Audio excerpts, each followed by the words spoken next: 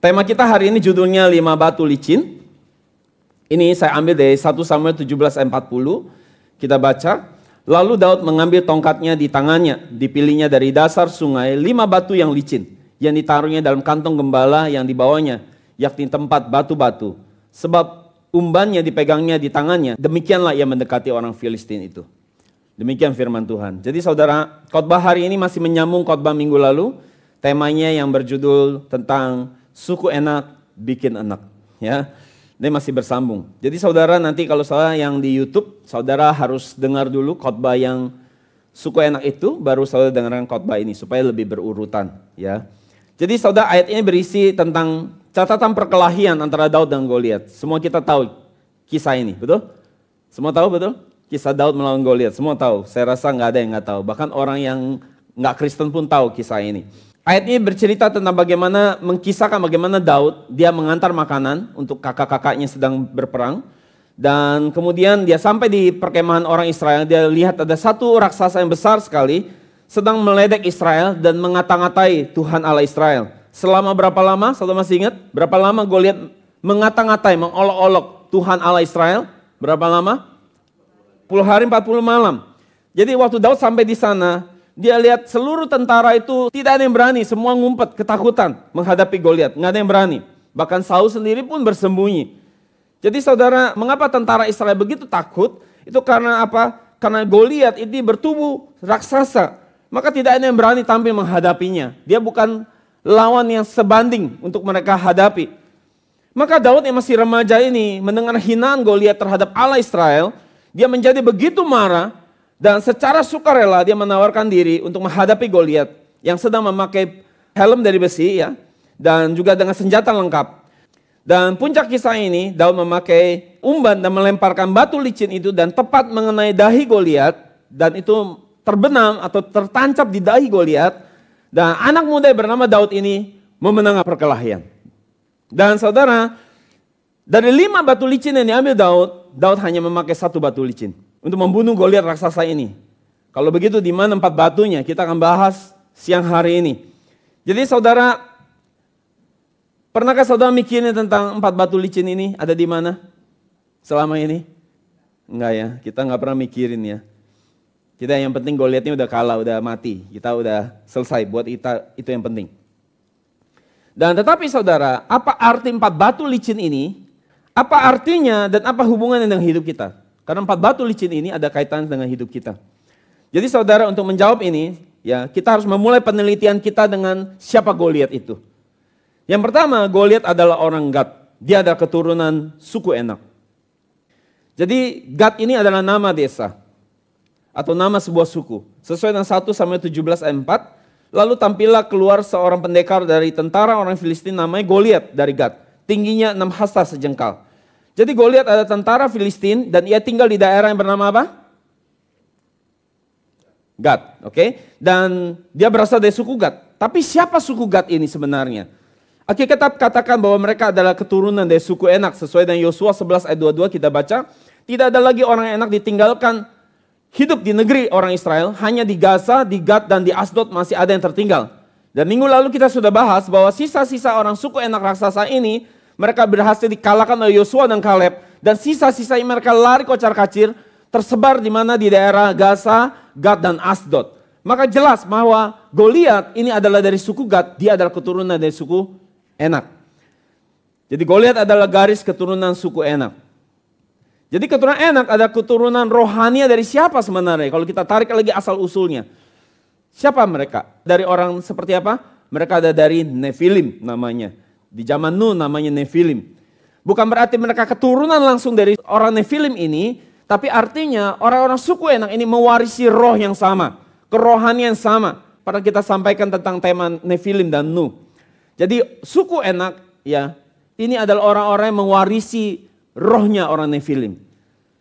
Dan Ulangan 2 ayat 10, tadi saudara baca sendiri, referensinya di Ulangan 2 ayat 10 dan di Bilangan 13:33, saudara bisa baca. Dan pertanyaannya, siapa Nephilim? Kejadian 6 ayat 4 kasih tahu sama kita bahwa Nephilim adalah orang-orang yang bekerja melawan kehendak Tuhan di zaman Nuh. Sekali lagi, Nephilim adalah orang-orang yang melawan kehendak Tuhan di zaman Nuh. Tetapi Nephilim ini sudah mati, dibunuh di air bah. Tetapi kenapa muncul lagi suku Enak dikatakan seperti keturunan Nefilim? Itu artinya bukan keturunan secara garis darah, tapi artinya orang-orang suku Enak ini mewarisi roh yang sama, kelakuan yang sama. Ya. Jadi kalau saudara misalnya, saudara punya keponakan, ya, saudara ini orangnya punya problem satu kelemahan, misalnya gampang marah-marah. Ya, kemudian itu bukan keponakan saudara ini juga sama kelakuannya suka marah-marah seperti saudara. Ya, kemungkinan keponakan saudara mewarisi apa? Roh yang sama. Roh apa? Suka marah-marah. Ya.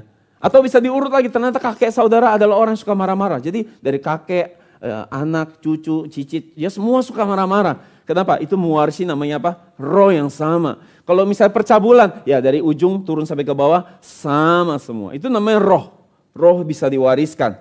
Jadi bukan pewarisan secara garis darah. Saudara bisa paham maksudnya? Oke, jelas? Jadi saudara, sejarah suku Enak kita lihat. Dikatakan bahwa mereka adalah orang menduduki Hebron sesuai dengan bilangan 13 ayat 31-32. Dan saya akan review sedikit ya minggu lalu, ini minggu lalu. Supaya saudara yang mungkin nggak ikut di minggu lalu bisa ikuti ceritanya. Jadi saudara di zaman 12 pengintai masuk ke Kanaan, mereka lihat ada orang suku Enak. Dan pemimpin mereka ada 3 orang bernama siapa saja, masih ingat? Oke, Ahiman, Sesai, dan Talmai. Sesuai dengan bilangan 13, 21, 22. Jadi apa arti penting Hebron? Dikatakan mereka menduduki kota Hebron. Ya, apa arti penting kota Hebron? Masih ingat? Apa artinya? Apa pentingnya Hebron? Hebron artinya adalah benteng iman. Oke? Benteng iman itu adalah kota yang menggambarkan isi perjanjian Tuhan, kehendak Tuhan ada di situ. Ini adalah kota yang menggambarkan iman yang harus direbut. Kenapa saya katakan begitu? Karena di Hebron ada banyak peristiwa penting di sana. Oke? Kalau saya lihat peta di depan saudara, ini adalah peta perjalanan hidup Abraham. Oke? Saya lihat peta di depan ini perjalanan hidup Abraham. Abraham ketika dia dipanggil Tuhan, dia dipanggil keluar dari mana? Ur Kasdim. Kemudian dia pindah kemana? Ke Haran. Ketika di Haran, Tuhan panggil lagi dia untuk kedua kali. Ya, pemanggilan pertama di Ur Kasdim, pemanggilan kedua di Haran. Ketika di Haran, Tuhan panggil lagi keluar. Karena papanya Tera nggak mau keluar dari Haran. Karena Haran itu sepertinya sangat maju, sangat menjanjikan banyak hal yang lahiriah, yang duniawi buat Tera. Tapi Tuhan panggil lagi Abraham untuk keluar dari rumah papanya.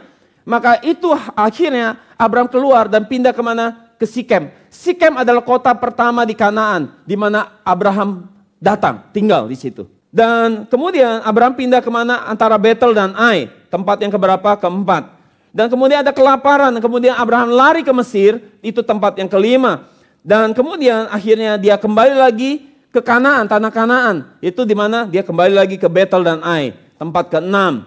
Dan kemudian saudara, karena harta benda mereka begitu kaya diberkati, dia dengan Lot, ya, ternaknya begitu banyak, tanah itu nggak bisa muat lagi buat mereka. Suatu saat gembala mereka, gembala Abraham dan gembala Lot berantem. Dan akhirnya mereka berpikir kita nggak boleh konflik. Jadi mereka saling memilih tanah. Kemudian Lot memilih tanah di mana? Di Sodom. Dan Abraham akhirnya memilih tanah di mana, saudara? Abraham memilih tanah di Hebron. Di Hebron. Dan kemudian saudara, ada peristiwa waktu Lot di Sodom, Lot diculik oleh siapa? 4 raja yang baru mengalahkan 5 raja. Betul? Dan Abraham kejar itu orang. 4 raja begitu hebat menguasai daerah Kanaan itu, saudara bayangkan. Dikalahkan oleh Abraham hanya 300 orang. Abraham kejar dan bisa membebaskan Lot. Luar biasa. Hanya dengan 300 orang Abraham yang terlatih. Dan di Hebron, saudara, ada peristiwa yang penting. Itu ada sebuah, di mana ada sebuah perjanjian namanya perjanjian suluh dibuat di situ. Oke? Diratifikasi artinya disahkan di situ, di kota Hebron. Dan Tuhan mengkonfirmasi lagi sekali lagi kepada Abraham tentang janji tanah Kanaan. Kemudian Abraham melahirkan Ismail waktu dia ada di mana? Di Hebron. Hagar melahirkan Ismail di Hebron. Dan kemudian Sarah, dia juga mengandung Ishak di mana? Di Hebron. Di Hebron. Jadi Hebron ada banyak peristiwa yang penting. Dan kemudian ada kelaparan lagi. Kemudian Abraham pindah ke Gerar. Ya, tempat yang keberapa? Coba lihat, ke-8. Dan kemudian Abraham kembali lagi ke Beersheba. Di Beersheba, apa yang terjadi? Peristiwa apa yang terjadi? Di Beersheba itu Ishak dilahirkan di sana. Oke? Jadi sekarang saya tahu Ishak dilahirkan di mana? Di Beersheba. Ya, karena tadi Sarah hamilnya di mana? Di Hebron. Ya, karena udah makin gede, udah 9 bulan dilahirkanlah di mana? Di Beersheba, ya. Dan akhirnya Abraham kembali lagi ke Hebron, dia mati di situ, dikuburkan di situ. Dan seluruh bapak leluhur iman, Sarah, Ishak, Lea, ya, semua dikuburkan di situ. Yakub juga dikuburkan di situ. Makanya Hebron adalah kota yang sangat penting, sangat penting. Jadi saudara, bagi Israel, Hebron adalah tempat di mana perjanjian suluh yang telah disahkan dengan Abraham, itu ada tempat di mana tanah Kanaan dijanjikan. Jadi ini tempat yang sangat penting, Hebron ini, yang harus direbut. Kejadian 25:9-10, ya, saudara bisa baca itu ayat bicara tentang bagaimana seluruh bapak leluhur iman dikuburkan di sana. Kita baca, dan anak-anaknya Ishak dan Ismail menguburkan dia dalam gua Makpela. Jadi Abraham dikuburkan di Hebron. Jadi saudara, Hebron adalah apa? Benteng iman. Kota iman. Akan tetapi sekarang kota itu dikuasai oleh sebuah suku yang namanya suku Enak, orang raksasa. Dan Israel takut sama suku Enak. Dan Bilangan 13:33, 12 pengintai, waktu mereka mengintai kota itu, mereka kasih laporan yang busuk. Mereka melihat bahwa suku Enak adalah bagai bangsa yang raksasa, yang menakutkan, dan mereka seperti belalang. Jadi saudara, bagi bangsa Israel mengintai itu, mereka punya keinginan untuk menarik diri keluar dari Hebron. Tetapi bagi Tuhan, Tuhan ingin Israel merebut kota itu. Karena dengan merebut kota itu sama dengan merebut seluruh Kanaan. Dan akhirnya Kaleb berhasil menghalau suku Enak dari Hebron. Dan Yosua 15:14, ini ada peristiwa setelah 40 tahun di padang gurun, saudara. Lewati sudah 40 tahun, Kaleb menawarkan diri, secara volunteer menawarkan diri untuk merebut kembali kota Hebron itu yang dikuasai suku Enak. Suku Enaknya masih di situ. Dan generasi yang pertama yang berkata kita nggak bisa menang, itu sebabnya janji Tuhan gak pernah digenapi. Kali ini Kaleb berkata, aku percaya firman Tuhan. Tuhan pasti memberikan tanah itu buat aku. Biar aku yang pergi menghadapi mereka. Yosua 15:14, dan Kaleb menghalau dari sana ketiga orang Enak. Itu pemimpinnya, yaitu Sesai, Ahiman, dan Talmai, anak-anak Enak. Oke, kata menghalau di sini dalam bahasa Ibrani adalah yaras. Artinya adalah mewarisi, menduduki, atau mengusir. Jadi saudara, Kaleb berperang melawan Enak, dan Kaleb menghalau mereka, dan Kaleb menang. Dan mengusir mereka dari kota Hebron, sehingga Israel bisa mewarisi tanah itu, tanah Hebron. Bisa yaras tanah itu, menduduki, mewarisi. Dan suku Yehuda bunuh semua orang Enak. Dan kalau kita lihat Hakim-Hakim 1:10 dikatakan, lalu suku Yehuda bergerak menyerang orang Kanaan yang diam di Hebron. Nama Hebron dahulu adalah Kiryat Arba. Ya, Arba ini nama orang. Dan memukul kala Sesai, Ahiman, dan Talmai. Jadi Sesai, Ahiman, dan Talmai, tiga pemimpin suku Enak berhasil dikalahkan, dibunuh hari itu. Jadi saudara, apa kronologinya? Jadi orang Enak ada di Hebron di zaman Yosua, Kaleb mengusir mereka.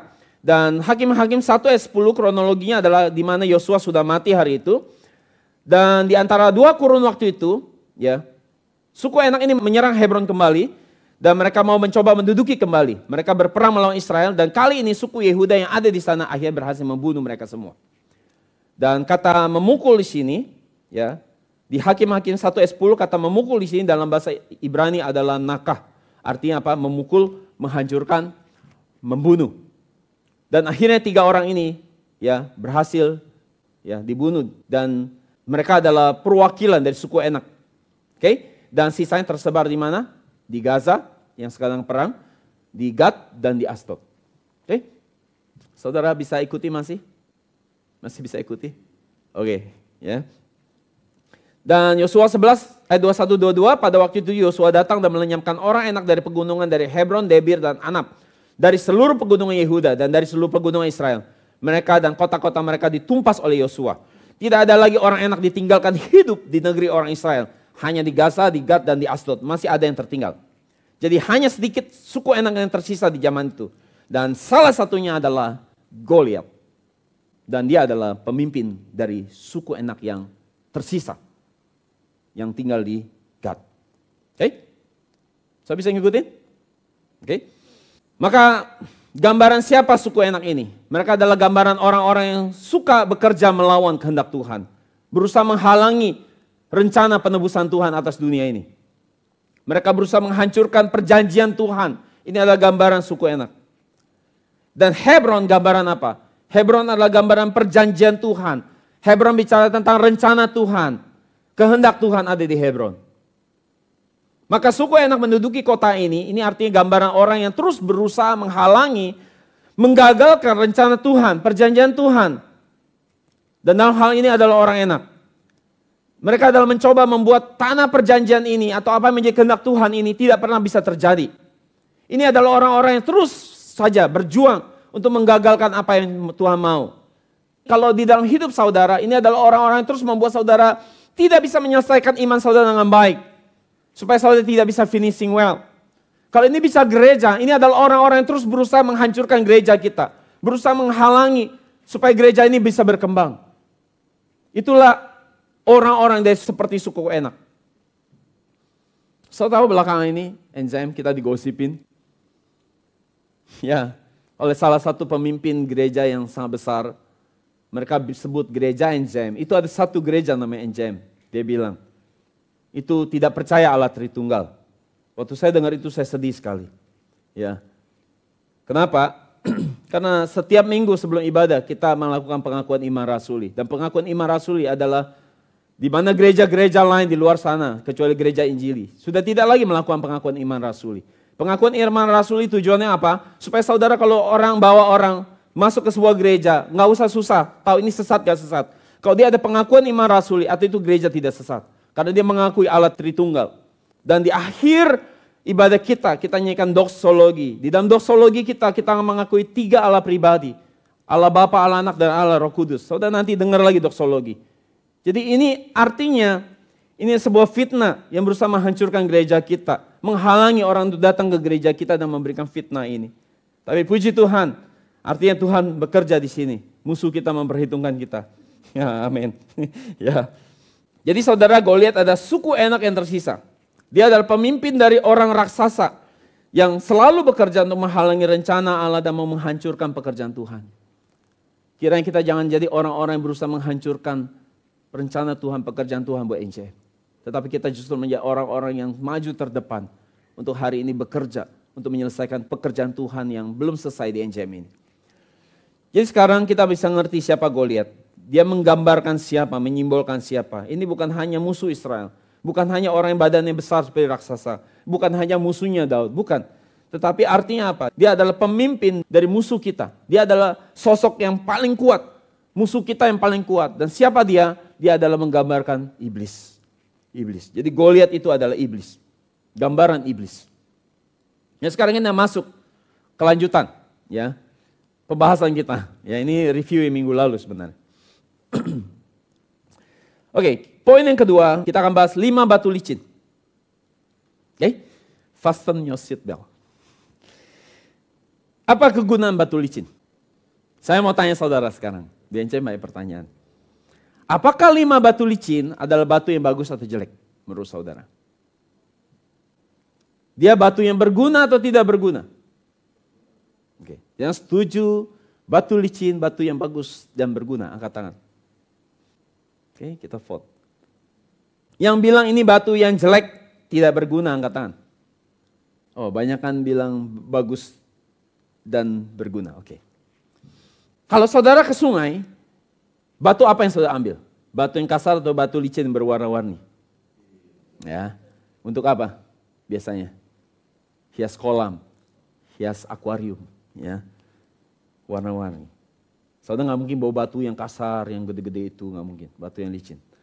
Tetapi saudara, perhatikan baik-baik. Batu licin, meski dia kelihatan sangat bagus, tetapi ternyata dia nggak punya banyak kegunaan. Oke? Jadi batu licin adalah batu yang sama sekali tidak berguna. Nggak apa-apa, yang nggak tepat jawabnya nggak apa-apa saudara. Ini juga, makanya tujuannya kita belajar Alkitab begitu. Jadi saudara, batu licin tidak banyak kegunaannya, hanya buat hiasan. Oke? Kalau saya tanya saudara, apakah saudara mau bangun tembok rumah saudara dari batu licin? Nah, itu tandanya nggak banyak gunanya, ya kan? Tetapi batu apa yang berguna menurut saudara? Yang kasar, yang sudah dipatahkan, batu yang punya sudut, betul? Ada yang sudut 2, ya sudut 3, ya segitiga bentuknya, ya segi 4, segi 5, segi 8, saudara ya. Ketika batu ini saudara kumpulkan, saudara ketemu sudut demi sudut, saudara bisa susun, saudara bisa bangun tembok yang kuat di situ. Atau bangun tembok pagar saudara atau bangun tembok rumah seperti gambar yang di depan saudara.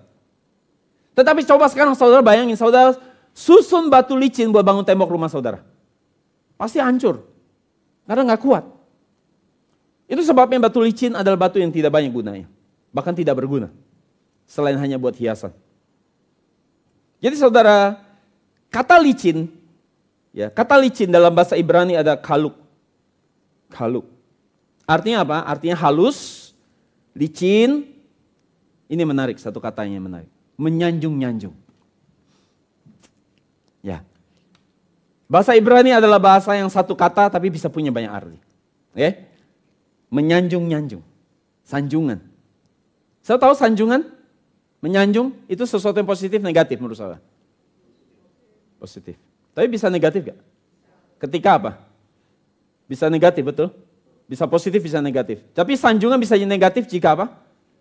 Tidak tulus. Atau itu sebuah sanjungan atau pujian yang palsu. Oke? Jadi batu licin menggambarkan apa? Menggambarkan sesuatu yang tampaknya bagus dan indah tetapi tidak berguna. Oke?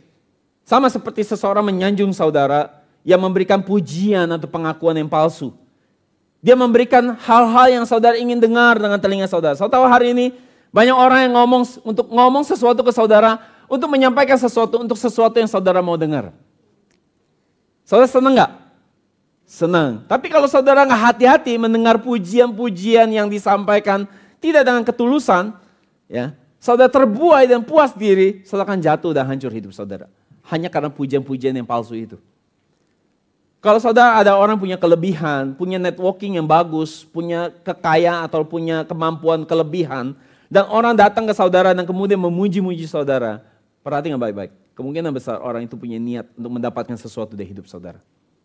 Itu bukan pujian yang tulus, itu hanya pujian yang palsu. Nah, pujian atau sanjungan yang palsu seperti itu digambarkan seperti apa? Kaluk. Seperti apa? Batu yang licin. Kita lihat referensi ayatnya di mana? Amsal 5 ayat 3. Dikatakan apa? Karena bibir perempuan jalang menitikkan tetesan madu dan langit-langit mulutnya lebih licin. Kata licin sini ada kalak. Artinya menyanjung-nyanjung daripada minyak. Jadi pelacur dia akan selalu memuaskan langganannya dengan kamu ganteng banget sih, kamu baik banget sih, kamu sangat berwibawa. Jadi memberikan sesuatu yang enak di telinga saudara dan saudara hidupnya hancur. Ya. Soal pergi ke pelacuran, kalau pelacur bilang kamu jelek amat sih, soalnya gak akan balik lagi jadi langganan.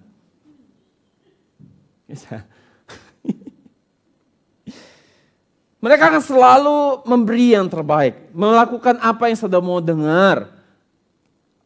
Tapi mereka sampaikan dengan tidak tulus. Amsal 26-28, lidah dusta membenci korbannya dan mulut licin, sekali lagi kalak. Artinya menyanjung-nyanjung, mendatangkan kehancuran. Perhatikan baik-baik, hati-hati sama orang-orang yang menyanjung-nyanjung. Ya. Kalau orang lagi muji saudara jangan cepat-cepat ditelan gitu. Waduh luar biasa ini aku memang bagus seperti, jangan. Kalau orang lagi muji saudara harus pikir baik-baik. Ini maksudnya apa ini? Ya, lagi ada maksud apa? Tulus atau enggak ini?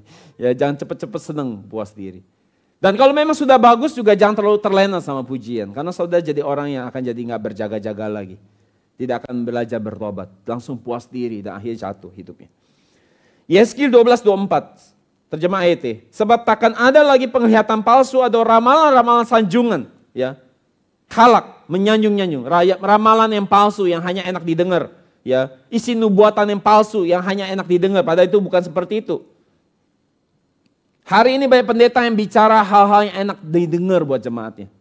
Berkat, mujizat, Tuhan baik, Tuhan kasih, Tuhan sembuhkan, semua yang positif. Tujuannya apa? Jemaatnya senang. Kalau jemaatnya senang tujuannya apa? Buat pendetanya apa? Hah? Gerejanya apa? Rame dulu dong. Setelah rame apa? Banyak duit. Setelah banyak duit apa? Kaya. Ya, bisa buka cabang lagi. Kalau buka cabang lagi jadi apa? Tersohor, saudara, tersohor. Jadi saudara lihat, kalau saudara punya kelebihan, ada orang tertentu akan dekati saudara dan mulai kalak kepada saudara. Menyanjung-nyanjung. Tujuan apa? Untuk dapetin sesuatu. Maka 5 batu licin ini menurut Alkitab adalah batu yang tidak berguna. Oke? Jadi sekarang pertanyaannya, batu apa yang berguna? Kalau begitu. Di dalam Alkitab batu apa yang berguna? Batu penjuru, oke. Batu kasar, oke. Batu yang bersegi, batu yang bersudut, betul? Batu yang bersudut. Disebut sebagai batu yang telah patah. Saudara, sebenarnya siapa 5 batu licin ini? Gambaran apa batu licin ini menurut saudara?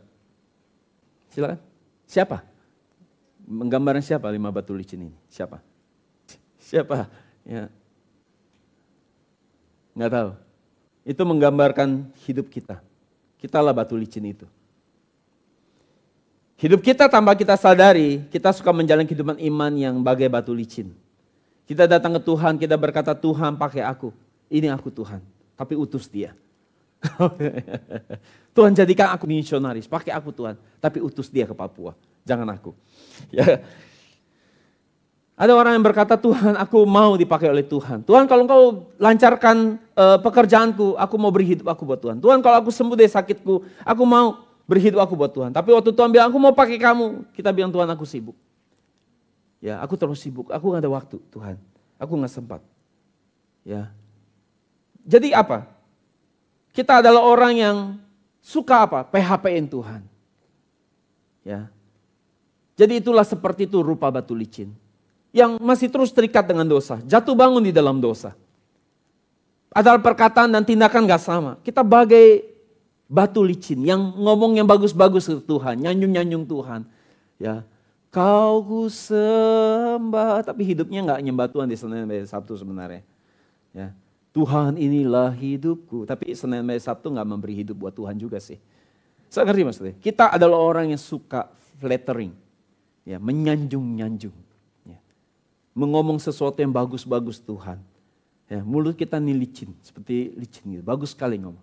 Tapi tindakan sama mulut itu beda sekali. Nah, itu seperti batu yang licin. Dan saudara, tapi akhirnya Daud menggunakan batu licin untuk bunuh Goliat. Artinya apa? Artinya apa? Saudara, hidup kita nggak berguna bagi batu licin ini. Asal hidup kita di dalam genggaman tangan Tuhan. Batu licin yang tidak berguna ini bisa dipakai untuk membunuh iblis dan setan. Katakan amin. Jadi arti batu licin di tangan Daud artinya adalah asal hidup saudara di dalam genggaman Tuhan. Tuhan akan pakai hidup saudara untuk menghancurkan kekuatan iblis dan kematian. Ada amin? 1 Samuel 17 pas 9, lalu Daud memasukkan tangannya ke dalam kantungnya. Diambilnya sebuah batu dari dalamnya, diumbannya. Maka kenalah dahi orang Filistin itu sehingga batu itu terbenam di dalam dahinya. Dan terjerumuslah ia dengan muka ke tanah. Pertama kali kita banyakkan dengar kisah ini di mana? Sekolah minggu, betul gak? Saya pertama kali dengar kisah ini mah. Nah, sekolah minggu ya. Bagi kita nggak ada keanehan, nggak ada keganjilan. Ya, ini wajar aja. Selalu kita berpikir ini wajar. Batu dilempar, ya kena ke dahinya, nancep, maka dia jatuh, terjerumus ke depan, dan selesai. Ini luar biasa. Luar biasa, ya kan? Tetapi saya mau tanya kepada saudara, seberapa besar, dengarkan baik-baik, pertanyaan penting ini. Seberapa besar kemungkinan sebuah batu yang licin dapat menancap ke dahi seseorang yang menggunakan helm dari besi? 2%? 0%. Pernah hitung secara fisika? Coba tanya AI, ada hitungan fisikanya enggak? Kalau itu batu dan kecepatan tinggi bentuknya licin, hantam ke dalam raksasa yang Goliat dengan memakai helm perang dari besi, kemungkinan berapa besar batu itu nancep ke dalam dahinya, jidatnya. Berapa besar kemungkinannya? Sangat tidak mungkin. Tidak mungkin itu bisa terjadi. Itu mustahil. Coba pernah pikirkan ini? Hah? Pernah pikirkan ini? Enggak pernah ya. Kita cuma pikir, oh bagus, Goliatnya udah mati, batunya udah nancep. Tapi hari ini kita jadi kritis sama Alkitab. Itu sudah pasti batu itu akan terpental, bukan tertancap di dahi. Tidak akan mungkin bisa.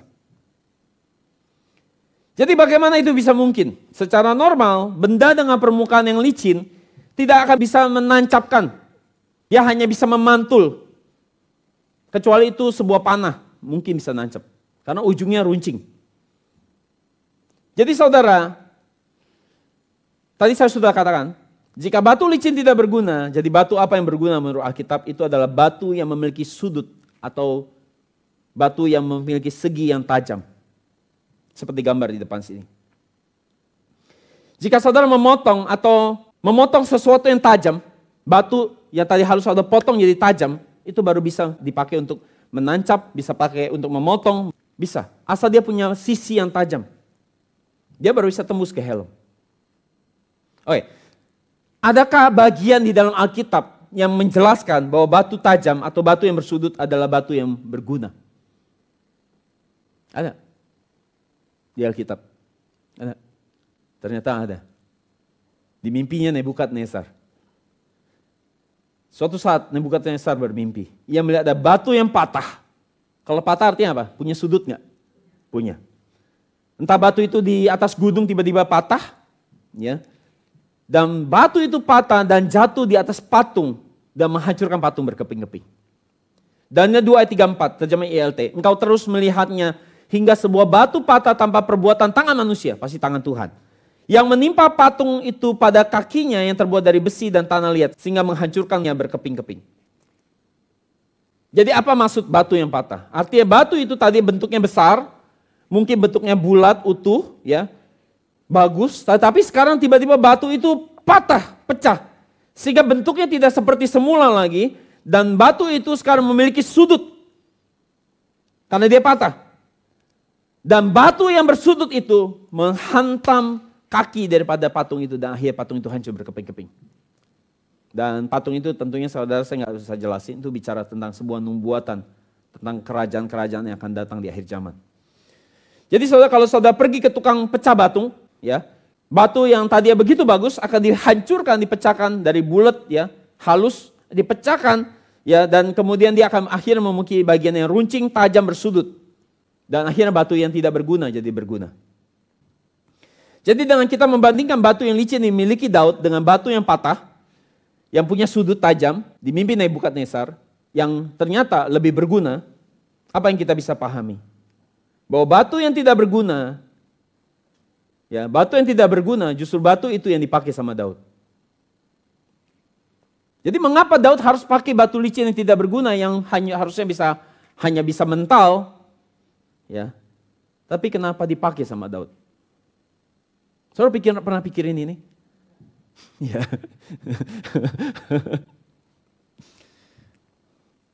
Jadi sekarang, bagaimana mungkin batu yang licin yang harusnya terpental bisa terbenam di dahi Goliat? Ada yang mau coba jawab nggak sebelum saya khotbahin? Menurut saudara, bagaimana mungkin batu yang licin itu bisa terbenam, tertancap di dahi Goliat? Ada yang mau coba jawab? Yang mau coba jawab? Kenapa? Jawabannya adalah ketika Daud melemparkan batu licin itu. Pada saat mendekati dahi Goliat, batu itu berubah bentuk menjadi batu yang tajam. Dan menembus ke helm besi Goliat dan terbenam di dahinya. Itu hal yang paling sangat memungkinkan itu yang terjadi. Luar biasa gak? Tuhan ubah batu itu jadi batu yang tajam. Tapi saudara gak boleh berhenti sampai, keren banget. Ternyata Tuhan bisa merubah batu yang licin, berubah menjadi batu yang tajam, yang bersudut. Tetapi yang jauh lebih penting hari ini adalah apa arti rohanianya. Dari batu licin yang gambarin hidup kita menjadi batu yang tajam, batu yang bersudut. Apa arti rohanianya? Jadi hidup kita ini, hidup saudara, hidup kita semua bagai batu licin yang tidak berguna. Kita hanya berguna hanya jika kita diapakan? Sebelum dipakai harus diapain? Dipatahkan. Baru saudara berguna. Kalau enggak, saudara hanya batu licin yang indah hanya buat diri sendiri. Bagus buat diri sendiri, tapi tidak bagus buat pekerjaan Tuhan. Jadi Tuhan harus mematahkan ego kita, merubah kita jadi batu yang dari batu yang licin, berubah menjadi batu yang tajam untuk menghantam kepala Goliat. Jadi asalkan Tuhan pegang hidup saudara, seperti Daud pegang batu licin, maka Tuhan akan melemparkan diri saudara ke daerah musuh untuk hari ini menghantam kepala Goliat, itu iblis. Saudara, seperti peluru yang ditembakkan yang menembus kepada dahi Goliat dan menghancurkan kekuatan musuh saudara, itu Goliat dan iblis. Tapi waktu saudara masih batu licin, saudara tidak akan bisa menghancurkan iblis. Asalkan apa? Asalkan saudara mau jadi batu yang dipatahkan. Seperti Yesus yang memberikan dirinya sebagai roti yang dipecah-pecahkan. Maka akan ada banyak hal dahsyat yang akan saudara lakukan bagi kerajaan Allah. Saudara akan menjadi batu yang tajam yang menghancurkan patung besar yang dilihat oleh Nebukadnezar. Saudara akan menjadi batu tajam yang menembus dahi Goliat, musuh kita. Asal saudara mau jadi batu yang diubah dari batu licin menjadi batu yang dipatahkan. Amin. 2 Korintus 5:17 kita baca. Jadi siapa yang ada di dalam Kristus, ia adalah ciptaan yang baru. Yang lama sudah berlalu, sesungguhnya yang baru sudah datang. Maka saudara akan jadi orang-orang yang hari ini diubah hidupnya. Menjadi batu yang tajam, batu bersudut, batu bersegi. Yang adalah ciptaan baru. Poin yang ketiga, raksasa dibunuh dengan batu licin. 1 Samuel 17:49, masalahnya Daud hanya pakai satu batu. Di mana 4 batu yang licin ini? Tadi sempat saya tanya, kita pernah pikirin gak batu ini? Sisa 4-nya kemana? Gak pernah. Ya, kita gak pernah pikirin. Tapi hari ini, siang hari ini kita akan tahu jawabannya. Oke? Dengar baik-baik, ini agak susah. Saudara harus punya pikiran yang berdimensi demi dimensi. Oke? Alkitab gak bisa dibaca 1 dimensi. Dia bisa 2 dimensi, 3 dimensi, 4 dimensi, 5 dimensi. Oke? Kerahkan kepintaran saudara untuk memahami ini. Oke? Jadi saudara, untuk menjawab ini saya akan tanya saudara. Menurut saudara, adakah raksasa lain yang dibunuh di zaman Daud? Ada? Yang setuju ada angkat tangan? Oke, berarti nggak ada. Hanya Goliat. Hanya Goliat. Ada. Ada. Selain Goliat ada raksasa lain yang dibunuh zaman Daud. Oke, sekarang saya tanya saudara. Menurut saudara ada berapa jadinya? Raksasa yang dibunuh di zaman Daud. Ada berapa raksasa? Termasuk Goliat yang kalau dihitung ada berapa? 5 berarti, udah pintar 5. Totalnya ada 5 raksasa yang pernah dibunuh di zaman Daud. Oke? Kalau saya selidiki Alkitab saya akan lihat, ada itu raksasanya. Jadi 5 batu licin ini telah dipakai untuk membunuh 5 raksasa. Dan sekarang kita akan lihat siapa raksasanya, siapa nama raksasanya. Kita lihat sekarang. Yang pertama Goliat, jelas. Sesuai dengan 1 Samuel 17:49, Goliat dibunuh oleh Daud. Daud pakai 5 batu licin dan dia hanya pakai 1 batu. Yang kedua adalah siapa? Yisbi Benob, dibunuh oleh Abisai. 2 Samuel 21:16-17. Kita baca, Yisbi Benob yang termasuk keturunan raksasa, berat tombaknya 300 sikal tembaga dan ia menyandang pedang yang baru menyangka dapat menewaskan Daud. Tetapi Abisai anak Seruya datang menolong Daud lalu merobohkan dan membunuh orang Filistin itu. Pada waktu itu orang-orang Daud memohon dengan sangat kepadanya, kata mereka, jangan lagi engkau maju berperang sama dengan kami, supaya keturunan Israel jangan punah bersama-sama engkau. Okay. Yang ketiga adalah Saf. Saf dibunuh oleh Sibkai. 2 Samuel 21:18. Sesudah itu terjadi lagi pertempuran melawan orang Filistin di Gob. Pada waktu itu Sibkai, orang Husa, memukul kala Saf yang termasuk keturunan raksasa. Tapi pertanyaannya, dari raksasa kedua, ketiga, apakah dikatakan mereka dibunuh pakai batu licin? Enggak ada. Betul? Enggak ada. Tidak ada sama sekali. Tetapi saya sedang tidak bicara hal yang lahiriah tentang 4 batu sisanya secara lahiriah. Saya harus mengerti ini. Alkitab tidak ditulis untuk mengajar hal lahiriah, tapi untuk mengerti hal rohania. Tetapi saudara, kalau saudara perhatikan baik-baik misteri ini, kita bisa pecahkan. Karena saya bisa menemukan bahwa ada pola yang sama. Dari sejak Daud membunuh Goliat, ada sebuah pola yang sama. Kalau saudara perhatikan, dan saudara menyadari dengan baik hal ini, bahwa Tuhan mencatat 4 raksasa yang dibunuh ini ditaruh dalam catatan pasal yang sama. Betul gak? Dia ada di catatan di 2 Samuel pasal 21. Jadi Tuhan secara khusus mencatat 4 raksasa ini di dalam pasal yang sama. Itu seperti Tuhan mau kasih petunjuk sama saudara. Bahwa 5 batu licin ini yang udah diambil Daud. Yang secara simbolik sudah dipakai untuk membunuh raksasa. Saya mengerti maksudnya? Itu sebabnya Tuhan menyatukan semua informasi ini jadi satu pasal, di satu pasal yang sama. 2 Samuel pasal 21. Dan siapa Sibkai? Siapa Abisai? Dia adalah anak buahnya Daud, hambanya Daud, orangnya Daud. Dan raksasa yang keempat itu adalah Goliat. Dia dibunuh oleh Elhanan. 2 Samuel 21:19, dan terjadi lagi pertempuran melawan orang Filistin di Gob. Elhanan bin Yare, Oregim, orang Bethlehem itu menewaskan Goliat orang Gad. Orang Gad itu yang gagang tombaknya seperti pesa tukang tenun. Ada yang aneh nggak? Ada yang aneh nggak? Bukan Goliat dibunuh sama Daud. Kenapa sekarang Goliat muncul lagi? Dikatakan dibunuh oleh Elhanan. Jadi siapa yang bunuh Goliat? Elhanan atau Daud? Kita memang kadang-kadang jadi bingung sama Alkitab. Itu bikin kita kadang malas baca Alkitab. Karena nggak ngerti soalnya. Kalau ngerti pasti senang bacanya. Kita malas, udah pusing lah, nggak usah baca lah ini.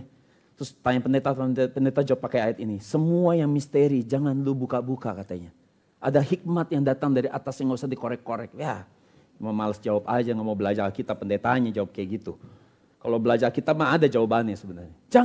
Jangan cari misteri-misteri yang bukan waktunya untuk dibuka. Ya, jangan berpikir hal yang terlalu tinggi, ya, dari yang semestinya. Jangan.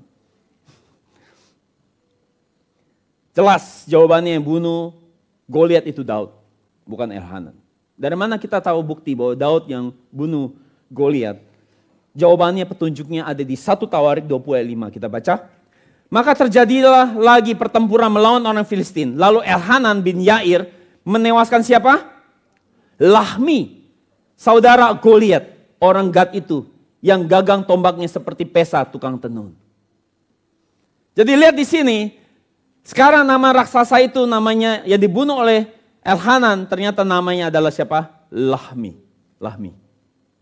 Dan dia ada saudaranya Goliat. Maka jelas bahwa raksasa yang dibunuh Elhanan bukanlah Goliat, tetapi Lahmi. Tapi masalah kenapa 1 Samuel 21 ayat 19 mengatakan Elhanan bunuh Goliat?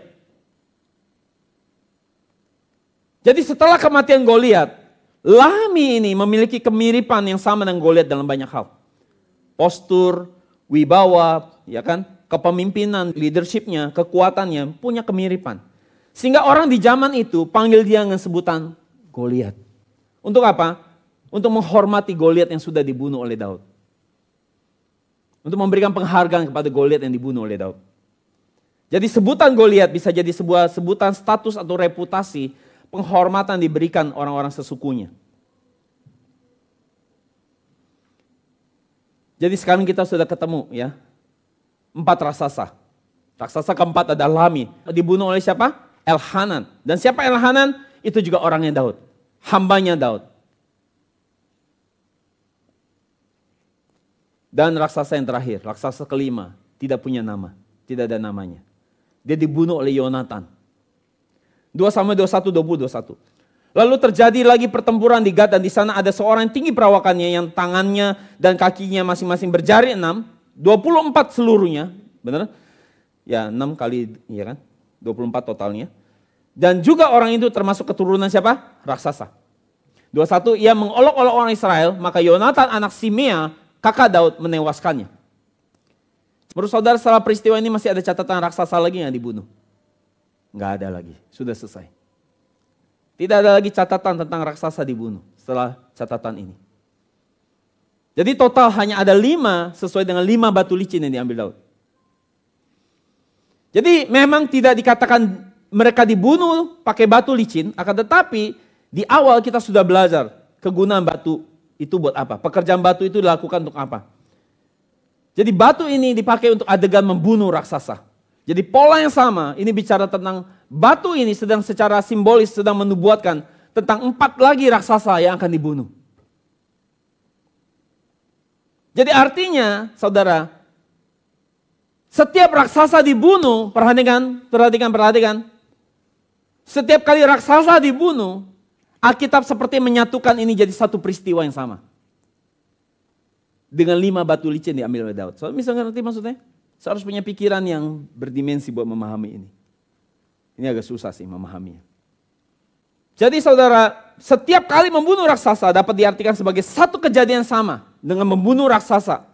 Karena ini semua raksasa. Dengan disimbolkan dengan 5 batu licin yang disiapkan Daud. Jadi melihat ini secara rohania, bahwa sisa 4 batu ini bicara tentang sebuah nubuatan tentang 4 raksasa yang tersisa yang akan dibunuh bukan oleh Daud, tetapi oleh siapa? Hambanya, anak buahnya. Saya sedang tidak menekankan batu yang fisik lahiriah. Yang saya bicarakan adalah batu secara rohania.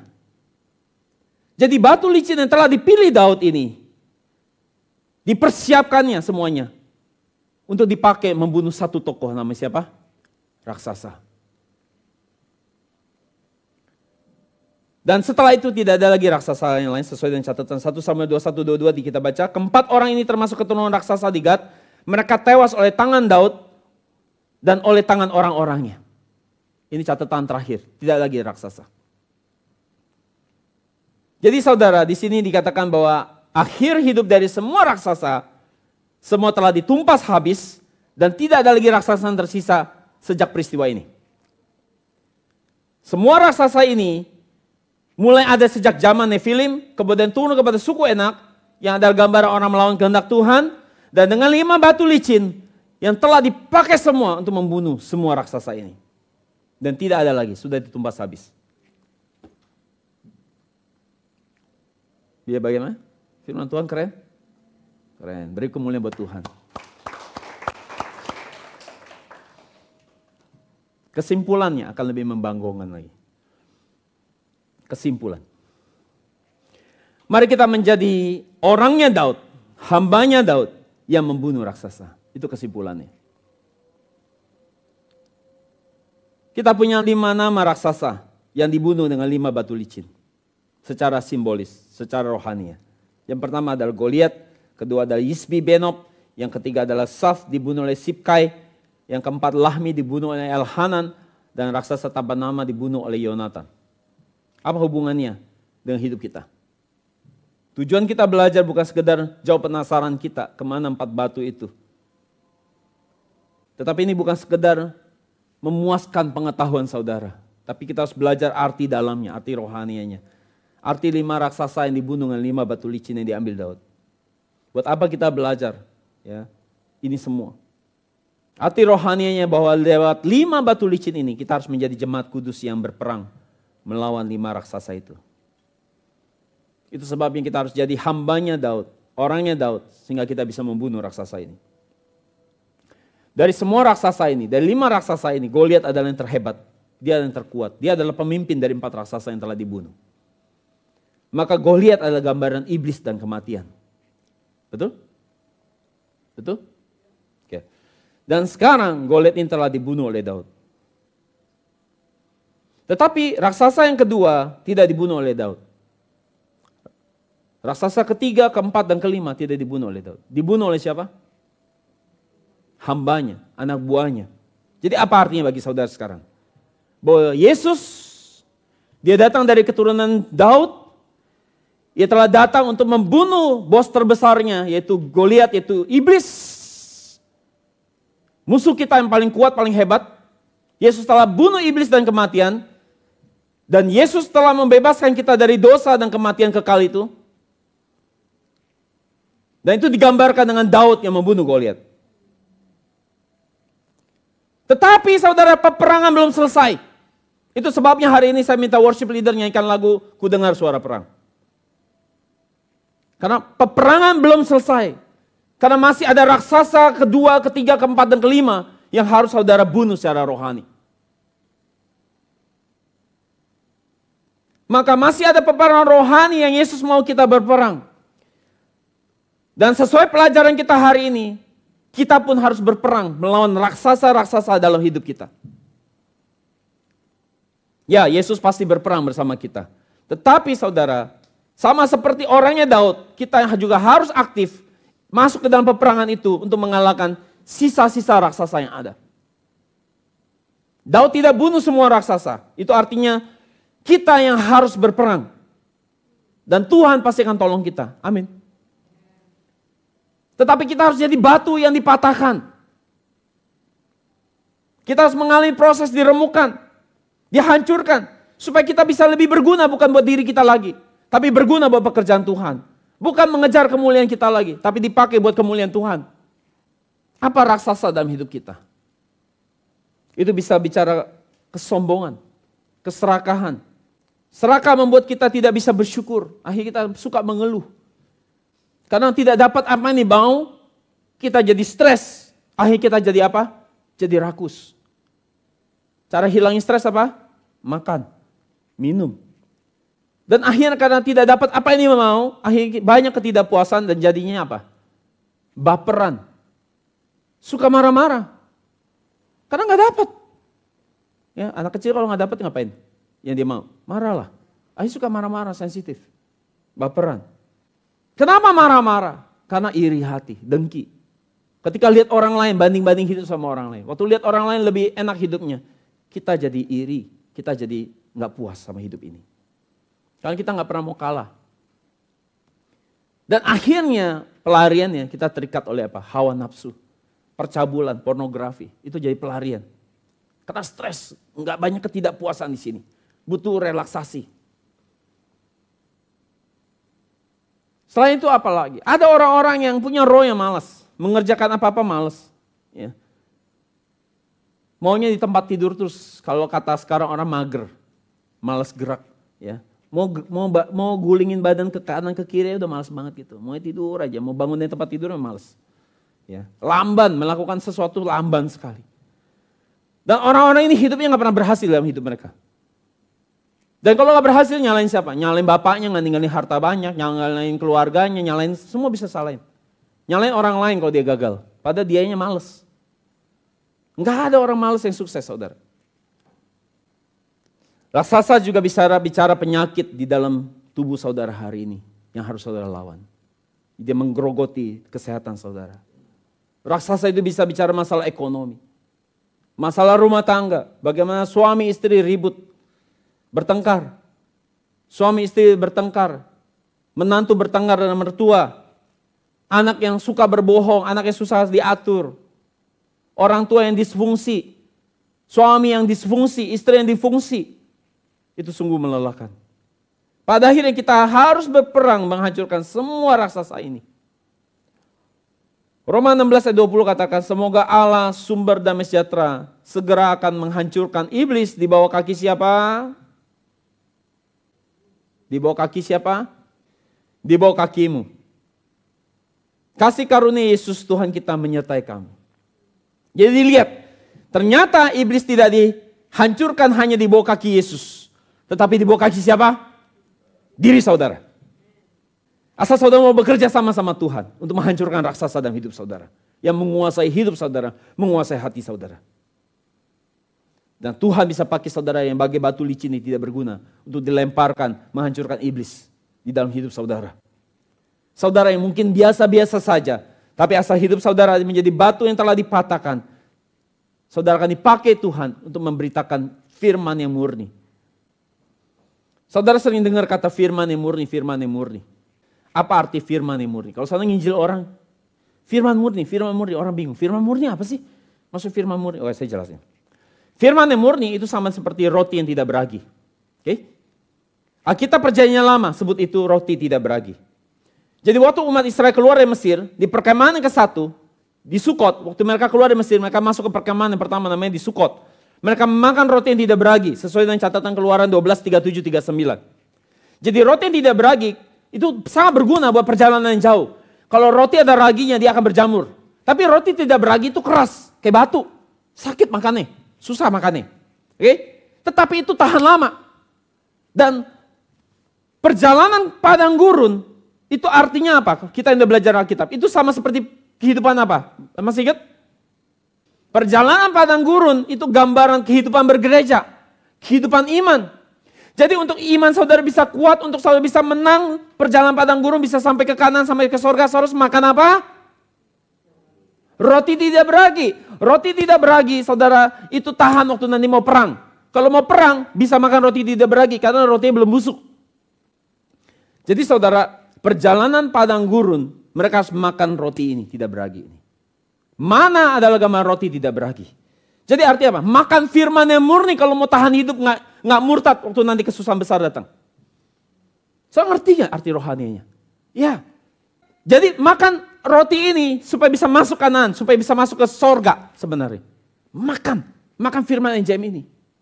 Bukan firman saya juga. Kalau saya bangga firman ini juga saya nggak happy. Saya nggak berbangga. No. Itu bukan punya saya. Saya pun berbangga buat firman itu. Karena itu punya Tuhan, bukan punya saya. Dan di Alkitab itu Alkitab Perjanjian Baru. Alkitab Perjanjian Lama. Dan di Alkitab Perjanjian Baru, Yesus sebutnya apa? Yesus tidak jelaskan tentang roti tidak beraginya, tapi Yesus jelaskan tentang raginya. Apa itu ragi, kata Yesus? Markus 8:15, lalu Yesus memperingatkan mereka katanya, berjaga-jagalah dan awaslah terhadap ragi orang Farisi dan ragi Herodes. Apa ragi Farisi? Orang Farisi menekankan hal-hal yang di luar. Menekankan hal-hal lahiriah. Tetapi mengabaikan hal-hal rohani, mengabaikan urusan hati. Pencitraan, itu orang Farisi. Mau tampil bagus depan orang, di gereja kayaknya orang paling bagus. Itu orang Farisi. Tetapi asli nggak? Palsu, munafik. Orang bilang, jangan lu belajar Alkitab banyak-banyak mau jadi Farisi. Ya dia kagak ngerti. Farisi malu kali. Mau kelihatan bagus tapi nggak ada isinya. Buat saya yang penting Tuhan lihat saya apa. Nggak penting pencitraan. Itu Farisi. Maunya dilihatnya bagus depan orang. Tapi di mata Tuhan dia nggak peduli. Kenapa dia nggak peduli? Karena dia nggak bisa lihat Tuhan. Kalau dia bisa lihat Tuhan, dia harus takut loh. Serem. Dia nggak bisa lihat Tuhan. Yang dia lihat Tuhan itu manusia-manusia. Pujian dari manusia, penghargaan manusia. Apa lagi Herodes? Herodes dia mengejar ambisi duniawi, yaitu kesuksesan uang. Melakukan segala cara untuk menghalalkan segala cara untuk memperoleh namanya sukses. Kaya. Mau cara yang benar, cara yang salah. Itu ragi Herodes. Banyak gak orang di luar sana punya ragi Herodes? Banyak banget. Yang penting gue kaya. Mau cara yang benar, nipu. Ya, jangan bangga deh sama orang kaya. Cek dulu sumber kekayaan dari mana. Jadi firman yang murni apa? Tidak tafsir. Oke? Tetapi Alkitab Perjanjian Lama dan Alkitab Perjanjian Baru saling menjawab. Firman itu bicara hal-hal di atas, surga. Melihat firman dari sudut pandangnya Tuhan. Bukan berdasarkan ketertarikan kita atau selera kita. Melihat firman pakai kacamata Tuhan. Dan itu pasti menekankan bukan kepada hal-hal di bawah. Kekuasaan, harta, nama baik. Bukan. Itu ragi Herodes. Tetapi firman itu adalah untuk melihat surga. Bagaimana pergi ke surga. Itu sebenarnya Tuhan tulis Alkitab tujuannya itu. Tapi udah dipelintir sama orang-orang. Ya, surganya dilariin ke bumi. Untuk dapetin hal di bumi. Firman murni itu adalah firman dipakai untuk lihat diri sendiri. Ngaca sama diri sendiri. Jujur sama diri sendiri. Sesuai dengan Yakobus 1, 2, 3. Maka kalau tidak bisa jujur, denial terus. Ya, kita marah dengan firman di NJM. Kupingnya panas. Karena kita gak seneng diri kita dikorek-korek. Tapi kalau selalu jujur, mau ngaku, emang saya jelek. Udahlah hari ini NJM. Ya, bilang saya memang udah jelek. Nggak mau ya, nggak mau bilang ya. Orang Roma 3:4 bilang kok. Roma 3:4 berkata apa? Semua manusia apa? Pembohong. Jemaat NJM tahu itu. Hanya Allah yang terbukti benar. Semua kita bohong. Ngomongnya PHP-in Tuhan terus. Roma 3:4, nggak ada orang benar, semua orang bohong. Jadi firman itu kalau saya bisa lihat ini bagus buat saya, koreksi hidup saya. Saudara ini luar biasa. Saudara punya chance ke surga. Ya. Dan roti tidak beragi ini, Paulus katakan itu adalah makanan keras. 1 Korintus 3 ayat 2, Ibrani 5 ayat 14. Itu sebabnya saudara, bayi gak bisa punya makanan keras ini. Saudara boleh jadi Kristen 30-40 tahun, tapi tidak tanggap, gak ngerti Alkitab. Sukanya dengan firman yang lucu-lucu, yang pendeta kayak stand up comedy. Sukanya pendeta yang bicara motivasi. Segitunya orang Kristen loh. Matanya tuh lihatnya cuma duit pakai ayat Alkitab. Sedih banget. Jadi indranya indra baik. Gak bisa kunyah firman. Ibrani 5:14, tetapi makanan keras adalah untuk orang-orang dewasa. Yang karena mempunyai panca indera yang terlatih untuk membedakan yang baik daripada yang jahat. Itu sebabnya kedewasaan rohani tidak diukur oleh usia. Saudara boleh umur 70 tahun, tetapi tidak bisa kunyah itu firman. Karena panca inderanya masih panca indera baik. Gak bisa bedain firman yang bagus dan firman yang murahan. Gak punya indera yang mengecap. Tapi saya bersyukur hari anak-anak kita bisa dengar firman ini. Pulang gereja, Om, hari ini saya belajar ini. Dimulang semua omongan saya. Umur 8. Hari ini saya dengar ada anak dari jemaat kita, umur 15 tahun. Bisa bilang, sangat beruntung. Bahasanya hoki, saudara. Hoki ada di NJM. Karena paling enggak saya ada kandidat 144.000. Tapi orang di luar mana tahu 144.000 apa artinya? Nggak ngerti. Apa itu 144.000? Tapi anak kita bisa bilang, saya hoki sekali di sini. Kan saya termasuk. Saya kemungkinan besar bisa termasuk 144.000. Siapa 144.000? Orang yang pasti ke surga. Itu 144.000. Jadi kiranya melalui 5 batu licin ini saudara bisa menemukan kedalaman firman Tuhan yang begitu luar biasa. Yang begitu indah. Bahwa saudara adalah orang yang ditentukan untuk menaklukkan iblis di bawah kaki saudara. Jangan takut sama kuasa kegelapan. Kuasa roh jahat dan iblis. Karena bersama Yesus, saudara pasti akan menang, mengalahkan dan menghancurkan iblis. Menghancurkan semua kuasa sakit penyakit dan kegelapan dalam hidup saudara. Amin.